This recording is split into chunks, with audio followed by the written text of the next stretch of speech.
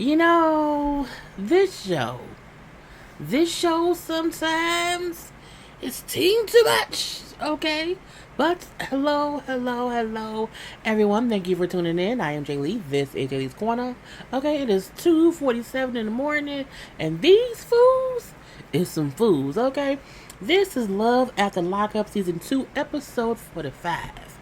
Episode 45, okay? Like a Colt 45 from Billy D. Williams. Anyway, if you have not done so already, please take a moment to subscribe to my channel and become my whole JayBird, dun, and all that goodness and stuff. But back to it. Send to yourselves. Okay? Do not forget to also like, comment, and share this video. To follow me on IG and or Twitter, okay, at J_Lees_Corner. But let's get started with these people. I don't have the pictures of each couple. We know who they are. We know who they are, and I was not in the mood. I have two pictures of two people y'all have to see. Okay? First up, we have Brittany and Marcelino.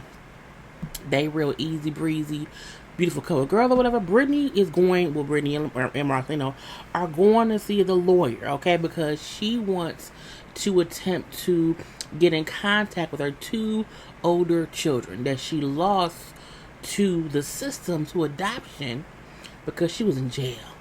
Okay, so, the two kids, the son's 13, the daughter's 11. Anyway, the lawyer, you do have the right to look for them, okay? Because when a person loses kids to the state and they lose their rights as a parent, you know what I'm saying, you can at least get the case files to find out, where the kids went, like a paper trail. So, again, the lawyer told her, but the kids have legal guardians now. They're with families or whatever, so it'll be up to the legal guardians to decide if they will allow her to have any contact with the children, because the kids are still minors, again, 13 and 11. Now, we don't know if they are together. We don't know if they are separated. We don't know any of that, okay? And she also brings up how, I think I need to talk to their daddy and stuff. You know what I'm saying? I got some things to get off my chest. Now, the daddy, as we know, is an older man. An older man. So we will see if that ever comes to light. But they see that it's not an easy thing to where she could just go in, fill out something, and get to see the kids. No. It may take some time to get through all the legalness of it all. Okay, so Mark, oh wow, okay, so this isn't something quick.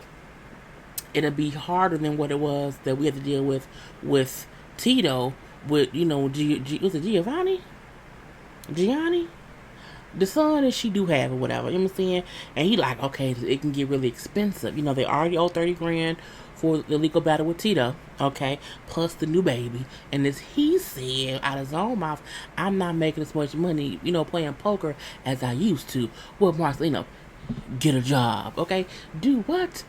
Get a job. Because again, if there's more expenses and playing and gambling isn't making money to support the household, get a job. You may not get the one that you want that pays 70 grand, but get a job, okay? So we will see what happens with them next week. Now, Cheryl and Josh, Cheryl is still upset, saying, Josh, mama hit me. She hit me. It's some BS. I'm not going to stay here. I can't deal with her. I don't like her. You can leave. No one's forcing you to stay at Josh's mama's house. No one is forcing that except you. You didn't even have to go there in the first place. Let's make that clear, okay? Anyway, so she said that the mama hit her, okay? Saying that I don't need anyone telling me what to do with my kids who wasn't able to keep her own kid out of prison. But you love that prisoner. So even, that's how you found him. So technically, you owe him a favor because she didn't raise him to stay out of prison. And if he had been out of prison, you would have never met him. So, I mean, what are you going to say? Anyway, Tina, all I said was, he spilled some water, and I said, come on, let's clean it up. I was trying to show him what to do, and she got upset, okay? And I told her, he's 3 years old. You got to start showing him sometime, and that caused the ruckus, okay? And Josh, I don't know who to believe. I don't know what to do. There are two people who don't like each other. Now, let's try to be, leave it be. I don't know what to do. That's my mama and my girl. What am I supposed to do? I'm like, he brings up how it's kind of crazy because they're both so stubborn, and it's like two brick walls looking at each other. Okay, now he brings up how Cheryl also has two levels to herself: pissed off Cheryl and happy Cheryl. He there's no medium. There's no levels in between any of that. And I'm like, that's never good. Like, I have levels. I even my pissed off levels have levels, okay? I'm never one thing or the other. I'm always somewhere in between a pissed off Tupac and a calm and cool Sade, okay? So, it can go either way. You want this work or you want to chill out? What you want to do? Or we could meet in the middle. I don't know. Anyway, so, Josh, like, look, because Cheryl feel like, saying, I'm your girlfriend or whatever. I've been here for you for this last little stint or whatever. I held you down these last, year or two, whatever, how long he been locked up. He like, Cheryl, I get that.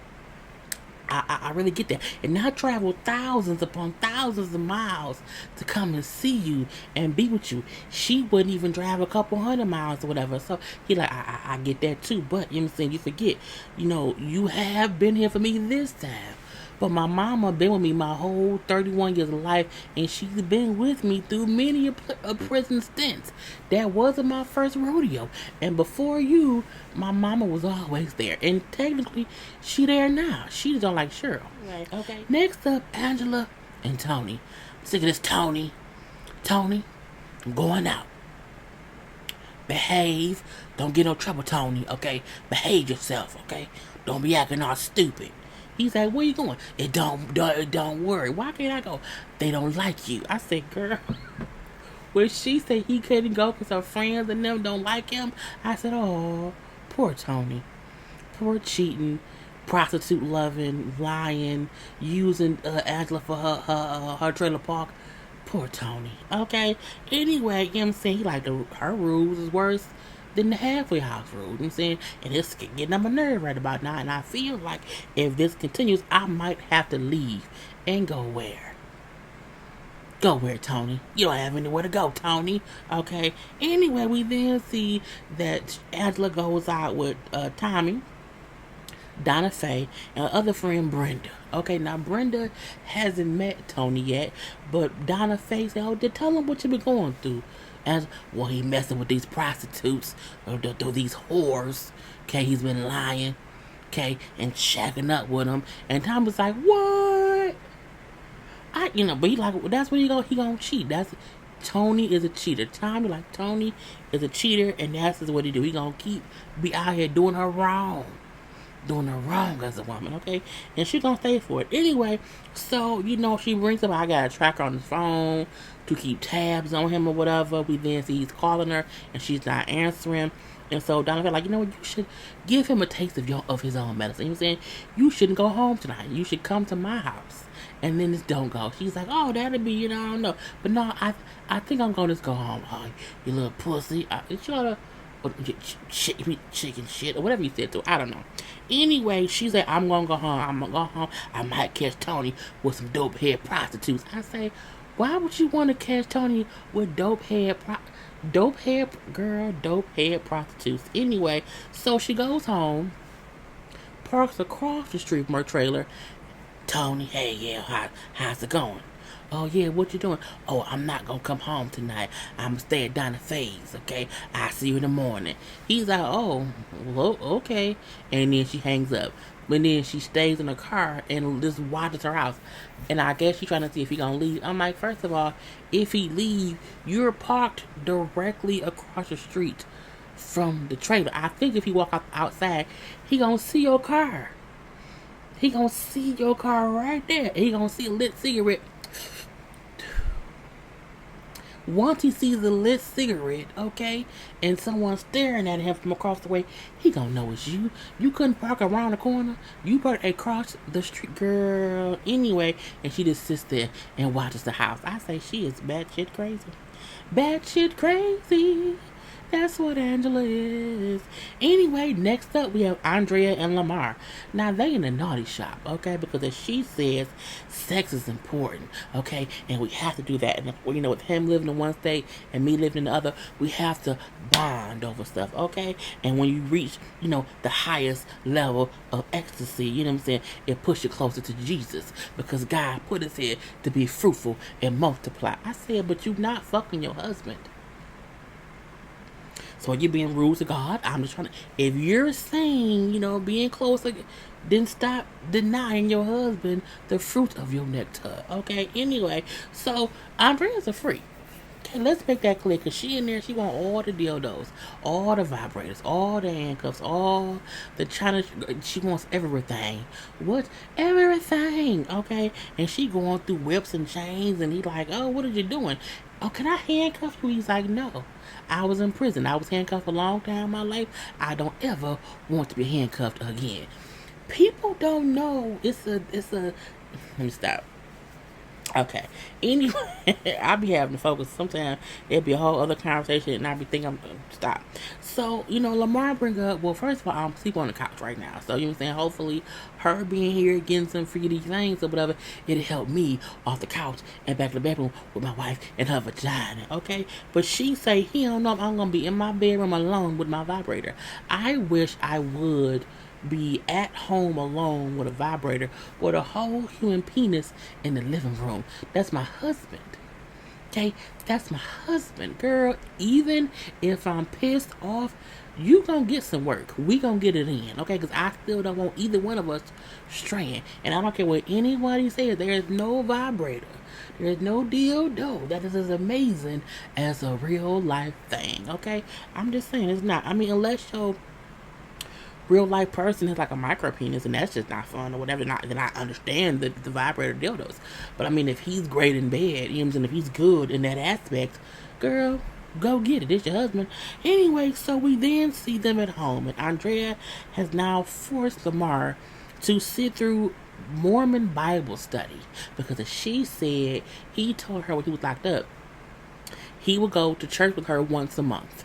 First of all, he was in prison. He was lying.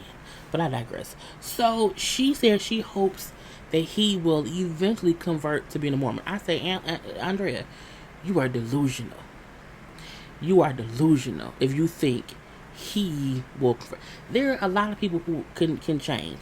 Lamar ain't one of them. Lamar is not, I'm going to convert to a Mormon changer. That's just not, he ain't going to do it. He's not happy that she's even forcing him to do that. And I'm like, I would not be happy either, whatever. I accept her for who she is, for what she believes in or whatever. I respect her for that's her stuff.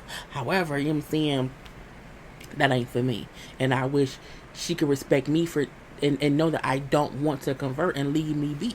Like, I'm not stopping her from being a Mormon. Why are you gonna stop me from being a Christian? Leave me be. Anyway, so we do see like 3 of her friends come over. That red-haired dude, which is weird. Red-haired adult man is kind of weird. And then 2 females or whatever. You know what I'm saying? They're trying. Well, let me read you something out the Book of Mormon. Okay? On this page, it says A, B, C, D, E, F, G. And I'm like, I don't care. I do not care what them letters form into words. Leave me be. And he like, look, okay, well, no, but I'm not with it. I'm not for it. I don't want to be no Mormon or whatever. You know, because back before 1978, black people couldn't even participate in being a Mormon. Okay, he like, that was recent. So it's not for me. And he's not being rude. He's not being disrespectful. He just saying, that's for y'all. Leave me alone. Why am I having to sit here and do this? Because your wife is crazy. She on that shit. No, she not on that stuff. Anyway, Lamar, let me tell you something, okay? I was feeling real down. Okay, Miss Celia. I was having a hard day, but when I seen you in that store, I know that. Let me stop. Anyway, she said she had it was bad things happening. She was sad, depressed, or whatever, and being a Mormon healed her life. Okay, it healed her life, and I feel like it's for me and for my children. Okay, that's your husband. That's your husband. Even that's how you look. Nope.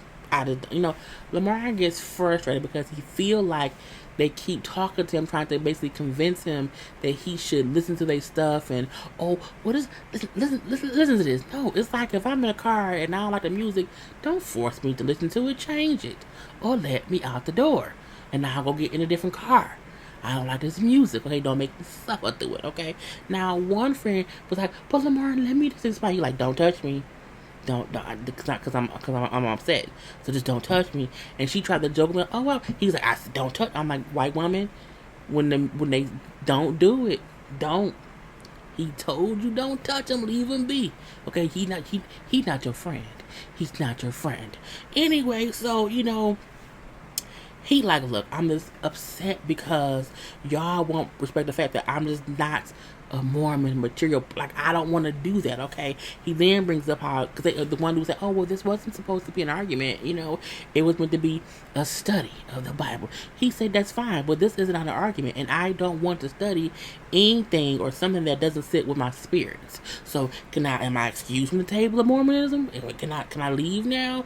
And Andre said, yes, it's fine. Okay, good. You like it. And no harm, no foul or whatever. I wish y'all the best, okay? Peace be unto all of y'all, okay? Be blessed. And then, I'm like, girl, I just don't, I don't want to keep having this big issue. But I also don't want a divorce. You won't. He's not fussing with you about nothing. You are trying to force him. You're making this an issue because you're forcing it on him. Oh, she's so dumb. Dumb diddy is what Andrea is. But whatever. And so we get to baby Jack and his wife, crack Tracy. Okay, Tracy's back. And Tracy looks bad. Okay, Tracy still looks like she may be dibbling and dabbling in some dibbling and dabbling. And I'm like, did she just put a track? Look.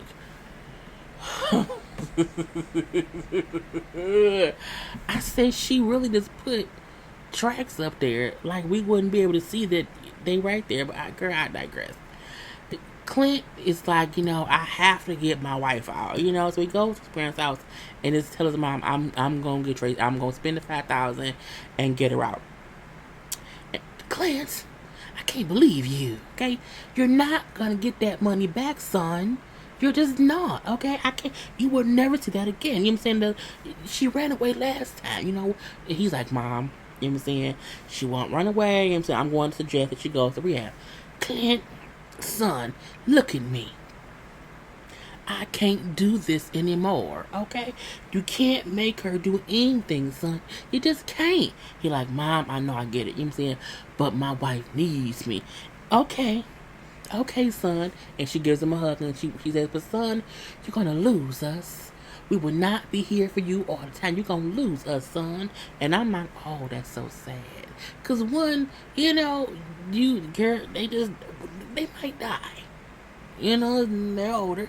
And two, even if they're alive, they may not want to keep supporting you when you keep burning out your, cracked out wife. Anyway, so we do see he gets her out or whatever. But they show how they're like, okay, he went and got her out. They asked for privacy. So they didn't come back and film for 2 weeks after when she got out. So this is her 2 weeks after getting out. And I said, girl, okay. Okay. Tracy still looks high. It is what it is. So it was so hard in there. The inmates were mean. The guards were mean. I'm like, it's jail.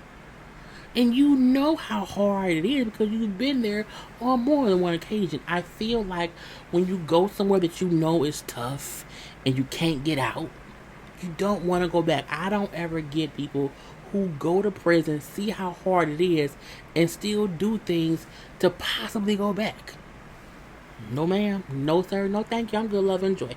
Anyway, so now they just have to wait to see what will happen when she goes back to court, to see if they will give her, prison time or whatever, because she can get like up to 20 years. So it's a lot of stuff that's just in limbo. Clint, like, I just want her to get better. You know what I'm saying? I love her, but I want her to get better. And then she said, I want to get some help. I really, really do. And I say, you need some help. And I'm like, I feel like the fact that we don't see Tracy at all in the confessionals, I feel like she must be gone, okay? And I mean, where the room at? Because the room to me looks like a crack den. And I want to know this. So I had this picture too. So I mean, look. First of all, they have a dog, and I feel bad for the dog because I mean the dog is like, okay, who can help me? Who can I run to? They got to be singing Escape. But look at this room. I'll make it a little smaller. I'll just have to get it. Okay, there we go. Okay, you can't tell. This look. Why is the nightstand right there? Like, why ain't the nightstand on the set? Like, how do you get around the nightstand? I'm just wondering, okay? And, girl, I don't know. Anyway, and the dog is like, somebody help me. I'm just laying here. Can someone help me? And no one helped the dog. But, I mean, again, we saw Clint's confessionals talking. We have not seen any from Tracy, and I feel like it's because she wants to lock back up. We've seen everybody else's confessional conversations. The only one we had with these two was these two in the bedroom together, hugged up with Tracy looking crazy and the dog looking for help. So lastly, well not lastly because it's Michael, Megan, Sarah, and Maria. She remind me of the West Side Story. Girl, I love that song. Growing up in Spanish. Girl, I'm sorry. She lived a life like a movie star. Okay, I'm done for now. Anyway, so first we have Michael and Megan. So Megan is still in Texas, okay? And she says it's been 3 weeks since she's talked to Michael, okay? He left Texas 3 weeks ago and he's basically ghosted her. It's radio silence ever since then, okay? And she walking and talking to her BFFB. And, she like, he basically ghosted. Like, I haven't talked to him or whatever. He came here to see me, like, popped up in my life or whatever, and then left. And it's just kind of crazy or whatever. And so it'd be like, you a good catch, Megan. You are a good catch or whatever. You deserve more than him. You need to just leave him alone. Like, girl, leave him be. Drop him off. Just break up with him. Be done. Be done, girl. Okay? God. Well, I just don't feel like he could be romantically involved with other women because of our history and our chemistry. I said, bitch, he had a whole wife. He had a whole wife that he knocked up. I don't think y'all history or y'all chemistry matters. It just doesn't. And he told you out his own mouth, yes, there are other women. Just girl. Anyway, you stupid. You dumb. And B was like, you loved him and you're blinded by love. You just let that go. Honey, she really, really do. We then have Michael and Maria. Well, let me stop on that. So he said how him and Megan is up in the air right now. You know what I'm saying? He's up in the air right now. You don't know what's going on or whatever. So for right now, he's focusing on Maria. He said she's different than Sarah or Megan because she's more mature. Okay, she's more mature. And also he said, you know what I'm saying? I need a woman who, like, when I say, baby, I want a threesome, that she say, okay. And I was like, what? Like, the standard of woman you want is you want someone who will understand that you want other women? Okay. I mean, look, I understand that there are people who live like a polygamous lifestyle or people who have the polyamory lifestyle where they're, couples within couples or whatever. Michael is just a cheater. Michael does not want to be faithful. Michael, in my opinion, is not a person who wants to be, polyamorous or who wants polygamy. Michael wants whatever. You know what I'm saying? He just wants whatever. It's kind of crazy, but I don't care. And we then see Maria. You want to see Maria? This is Maria. Maria looks like somebody's mama. When I was like, he's like somebody's mama? She's more mature. Okay, she can't be in her 20s. Okay, she looks older than me. I'm 38. I feel like she looks. I don't look 38. I really do not feel like I look like a typical 38-year-old. Okay, I feel like she looks older than me. She definitely looks older than Michael. I'm like, girl. And she then said, you know what I'm saying? Me and Michael, we trust each other. Okay, so we trust each other. We're open. We talk about everything or whatever. You know what I'm saying? I know about Megan and Sarah. I'm saying I'm not really phased by Megan. This heifer, ooh, this heifer said I'm not phased by Megan because Megan's a sea creature. I said, what? What you mean she's a sea creature? Why is she an animal? I was very offended. I'm like, a sea creature? Why is she a sea? What, bitch? I was like, I am flabbergasted. Anyway, and she then brings up how, you know what I'm saying, I'm not phased by Sarah either, except I don't like their issues or whatever, you know what I'm saying, but I feel like Michael is only married to Sarah on paper, but me and Michael are married emotionally. I said, how? Like, how does Forehead Michael keep finding women who really buy into his bullshit? I guess it's the same reason people get catfish in 2020. It's just girl. And this why I'm single. This is why I am single. I feel like all the good men are taken, and only the assholes are left. And we're just left here trying to figure out shit. And then you have dumb women who are just dating whoever. I just don't. I don't understand it. I don't understand why anybody would choose to be with somebody knowing his pattern. You have to watch the show, bitch. I can't. Anyway, so Michael then say how he gonna go see Sarah, and the kids without Maria. He gonna leave her in the hotel room that she paid for. Cause can't nobody tell me that Maria didn't front the bill for that trip to New York. Can't tell me that. Anyway, so he like, I'm gonna go see. Well, okay. Stay in constant contact or whatever, you know what I'm saying? I'm gonna call you and don't worry about it. I'm gonna check in, like, don't worry about it. Girl, bye. Anyway, so Michael gets to the house. This was the crazy part.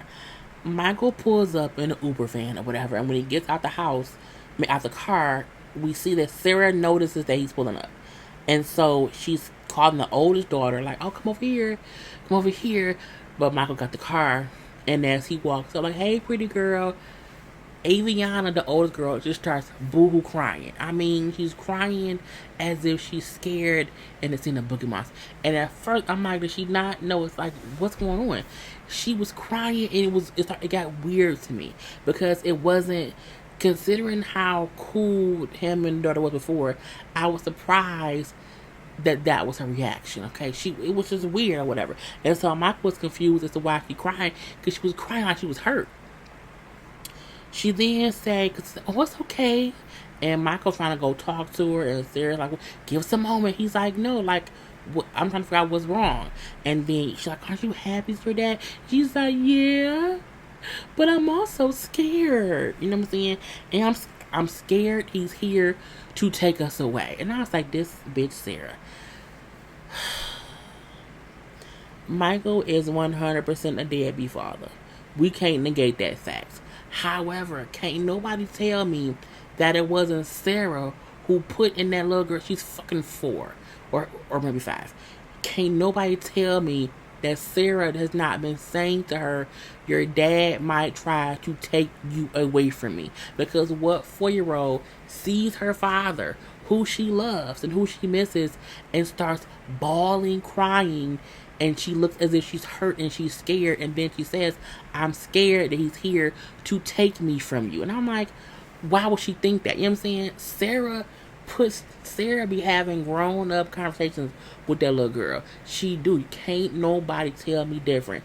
And even though Michael is a whole piece of shit, I don't respect parents who have grown up conversations with the kids. You know what I'm saying? I don't like that. I think it's unfair for that girl to be scared of her father. Like, she should be happy to see her dad. Even if she know he gonna leave, and she cried because she know he ain't gonna be here long, but she cried thinking he's here to take me away. Because mama put that shit in my head, and it pissed me off. Period. I'm like, oh, it's so sad. Anyway, because she cried at the sight of him. At the sight of that man, she cried and ran away. Cried and ran to her mother and held on to her mom and did not want to let go. And then, like, she really calmed down or whatever, and was playing with him. But she then said, can you call grandma? You call grandma? I want grandma to come over. So Sarah called grandma to come get the kids. I was like, girl, I just could not make this up. It's kind of crazy. Anyway, Sarah, it just makes me sick to see how, because once she kind of calmed down and was playing with Michael, Sarah says, I can't, oh, it makes me sick seeing them get along because he gonna just disappear like last time. Cool, but still, you put in that girl head and her dad was gonna take her, and I don't like it. So when the kids leave with grandma, Sarah and Michael have a little bit of a chat. Okay, he like, I'm here to find out like when can I, get the kids. I'm saying, like, get them for a visit or whatever. And here comes Sarah's urban accent. Whatever. I'm saying, you can't be the devil to me and expect me to be nice to you. Whatever. I'm saying, I hope you got somewhere to stay. Like I do have somewhere to stay. I do. I don't need to stay here. Oh, where? Are you with somebody? Did you bring somebody? Did you bring someone here? He's like, well, I'm here. I got a hotel room with my girlfriend. Is it Megan? So you're gonna come here and get my kids and take them back to a hotel with some bitch? I'm like, girl, you worry about the wrong shit. And he like, you say I'm such a horrible person, but you want me to be in a, like, you want me to be in a lab. I want you to do better and to have, and bond with them or whatever. But I'm like, but why are you questioning him about who he's with? Who Michael dating don't mean anything as long as you trust him to keep your children safe. You don't want him to have the kids around other females because you don't like the other females. I don't agree with having the kids around women either, but I feel like if he wants to get the kids and not have them around the girl, that's cool. But Sarah is reacting that way because she's jealous. It to me, it has nothing to do with her, the kids. She's upset that he's moving on. I mean, because she's his wife. What you gonna do? Anyway, and that's kind of how I went off with him. Like, I'm not gonna explain nothing to you. I ain't doing that. And it goes off.